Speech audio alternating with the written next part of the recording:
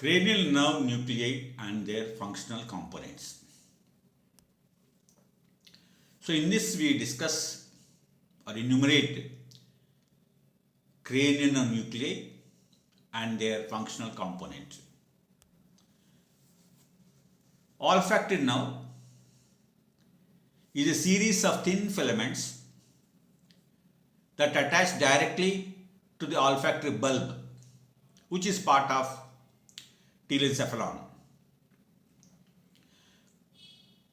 Optic nerve, the second cranial nerve, proceed through optic chiasma, then optic tract, and most end in the lateral geniculate nucleus of the thalamus, which is also a part of diencephalon. So these two nerves arise directly from the brain or the forebrain. Then the remaining 10 cranial nerves originate or terminate in the brainstem. That is midbrain, pons and medulla oblongata. The cranial nerve is carrying either the sensory information from ipsilateral receptors or motor output to ipsilateral muscles.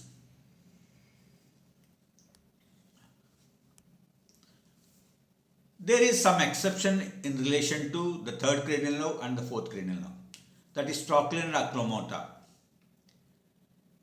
Cranial nerves mostly terminate in or originate from ipsilateral side of central nervous system. The trochlear nerve and part of oculomotor nerve, they differ. Trochlear fibers and some oculomotor fibers to the superior rectus muscle originate from motor neurons in the contralateral half of this central nervous system. Then placement or location of the cranial nerve nuclei. In this picture you can see that they left side and right sides are represented in a mirror manner. That is, most medial is motor, then visceral afferent, such as supply to the bronchial muscles like muscles of mastication, then visceral efferents, for example solitary tract, and sensory or the pure sensory, that includes vestibulocochlear or vestibular apparatus. So they are represented from medial to lateral. Most medial is motor and the most lateral is sensory. In between we have two more, that is visceral efferent and visceral afferent. Then coming to pure motor, oculomotor nerve, trochlear nerve, abducent and hypoglossal are simple nerves. They contain motor axons to the skeletal muscles. Trochlear nerve innervates superior oblique muscle.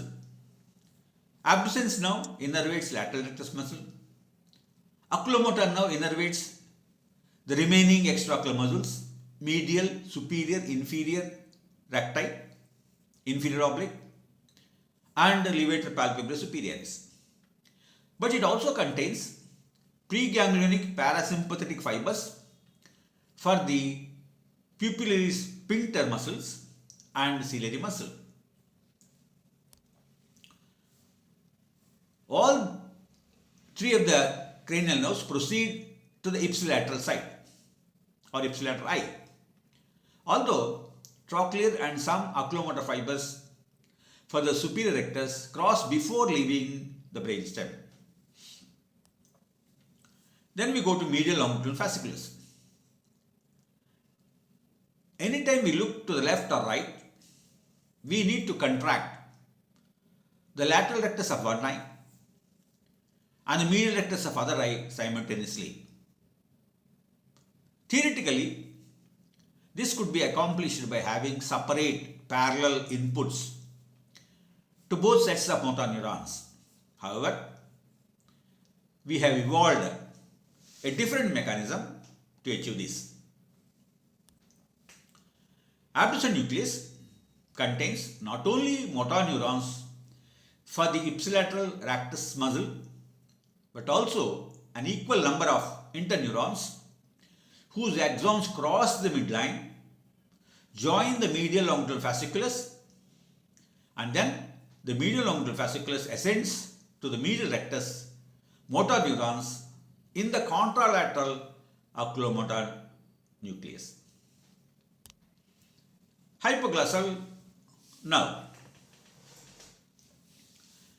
A normal tongue, when we protrude, stays in the midline. If one side of the tongue is weak, the normal side will push the tongue past the midline and it will deviate towards the weaker side.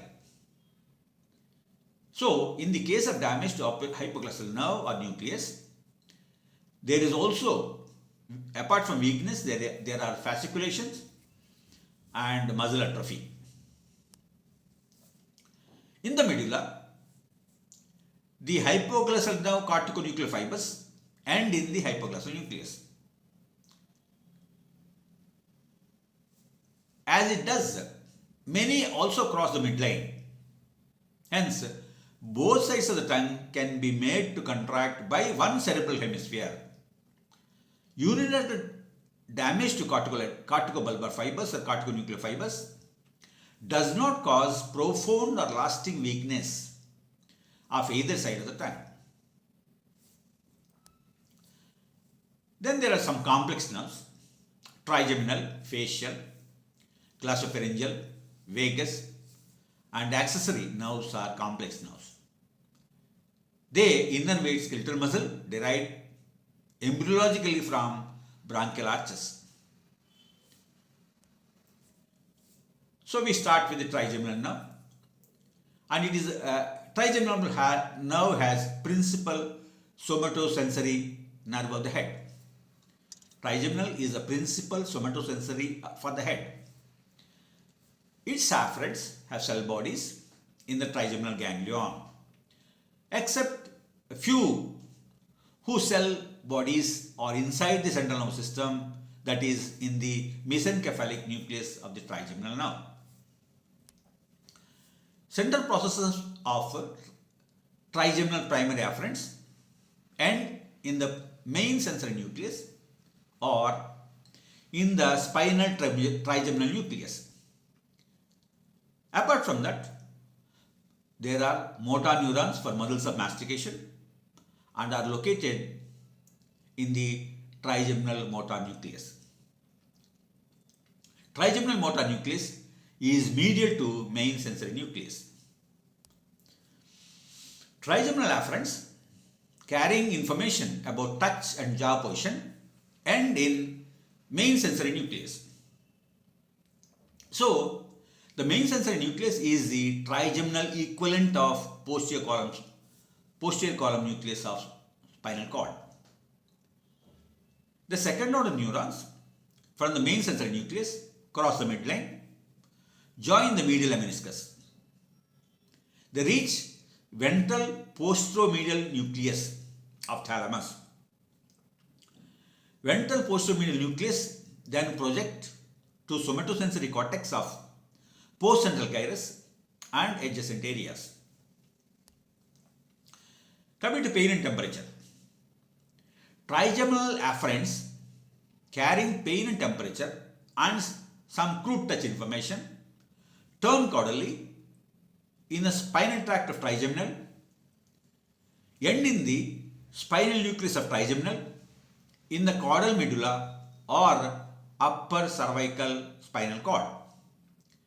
The second order fibers from the spinal nucleus of trigeminal then cross the midline, join spinothalamic tract, then reach the ventral posteromedial nucleus and followed by and also thalamic nuclei.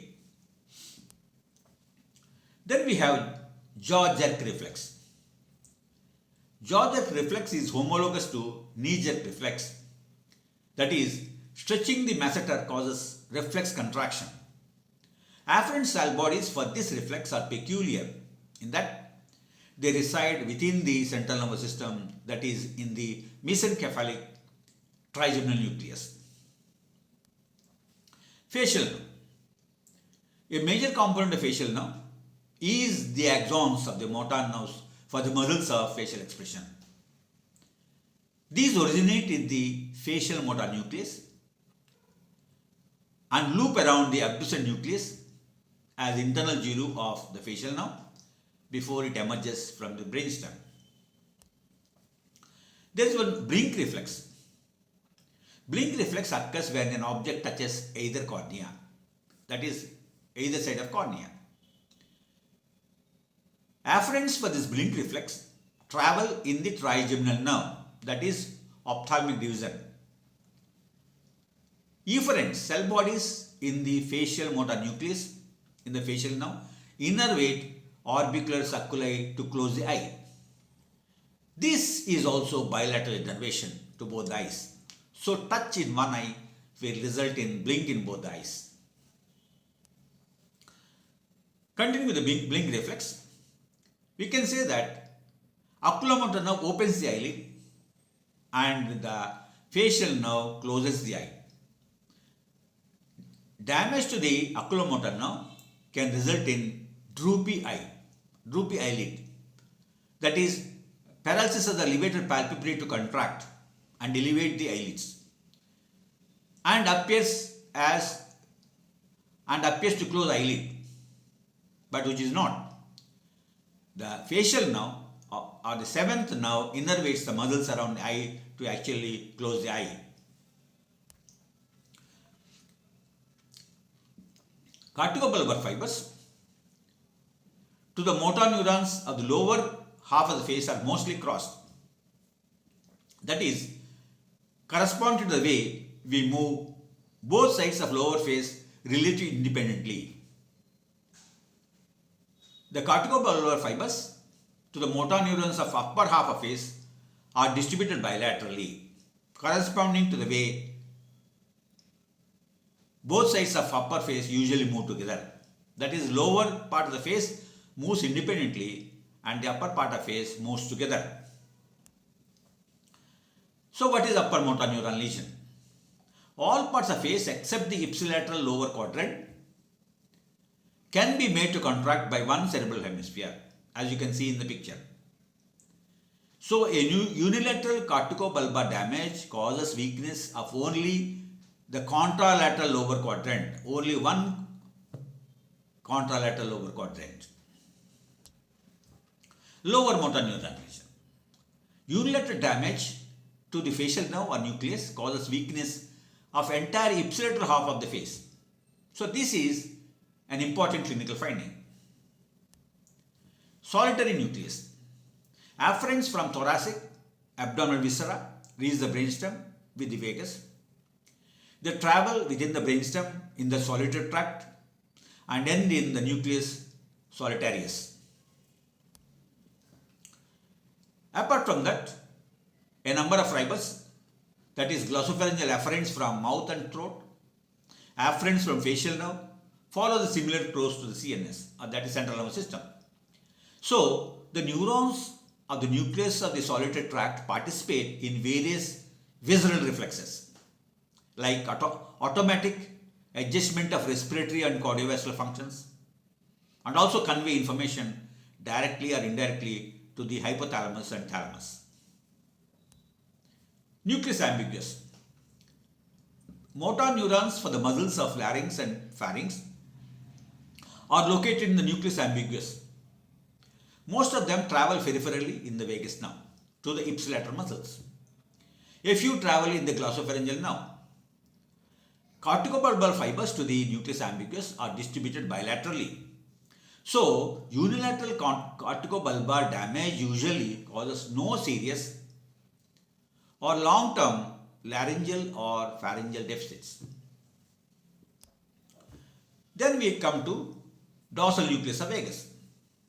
The principal collection of preganglionic parasympathetic neurons in the brainstem is the dorsal motor nucleus of the vagus nerve. Their axons travel through the vagus nerve to the ganglia that innervate the thoracic and abdominal viscera. Accessory nucleus. Accessory nucleus is in the upper spinal cord, cervical spinal cord, contains the lower motor neurons for trapezius and sternocleidomastoid muscles. Then we have what is contralateral and what is ipsilateral. So once the medial lemniscus is formed, all major long tracts in the brainstem are related to the contralateral side of the body.